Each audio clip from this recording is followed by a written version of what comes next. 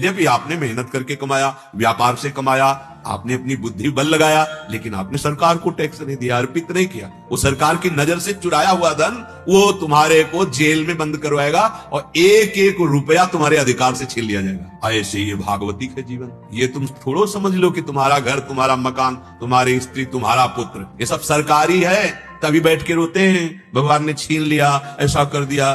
सरकारी कभी भी कहीं ट्रांसफर हो सकता है, किसी का भी, किसी भी शरीर से किसी भी दूसरे शरीर में भेजा जा सकता है, होश में, विवेक में। फिर इसके बाद तुम पश्चाताप करके कोई भगवान नहीं है, कोई सहयोगी नहीं, ऐसे आप बातें करते हो। नहीं, आप अपने आचरण सुधारो, धर्म से चलो, फिर देखो ना। देखो संपत्ति किसे कहते हैं? हमारा हृदय शीतल है, शांत है और संतोषी है। बड़ी भारी संपत्ति मिल गई और हमारा हृदय अशांत है, चिंतित है और असंतोषी है, तो विश्व के सबसे बड़े धनी होने पर भी तुम बहुत गरीब हो। यहाँ हृदय को आनंदित नहीं देखा जा रहा है। यहाँ माना जा रहा है कि भोग से आनंद है, धन से आनंद है, संपत्ति नाना प्रकार की बढ़ जाए, आनंद किसी को नहीं मिला। धर्म का त्याग करके, अपने कर्तव्य का त्याग करके कुछ भी कमा लो, परिणाम में एक ही शब्द होगा जिसको कहते हैं नाश। तुम्हारे हाथों में, तुम्हारे नेत्रों में, तुम्हारी बुद्धि में सब दैवी शक्तियों का अधिकार है। अगर आप धर्म से चलोगे तो यही आपके ऐसे कर्म कराएंगे कि भगवत प्राप्ति हो जाएगी। कर्तव्य का पालन किया नहीं तो घूमो लिए डिग्री। बहुत बड़े तुम ऑफिसर बन गए, पद में बैठ गए, लेकिन तुम्हारे अंदर धर्म नहीं, तो आप हमारे राष्ट्र की सेवा नहीं कर सकते। अधर्माचरण आपसे बन जाएगा, आपकी पदवी छिन जाएगी, आपका जीवन अशांत हो जाएगा।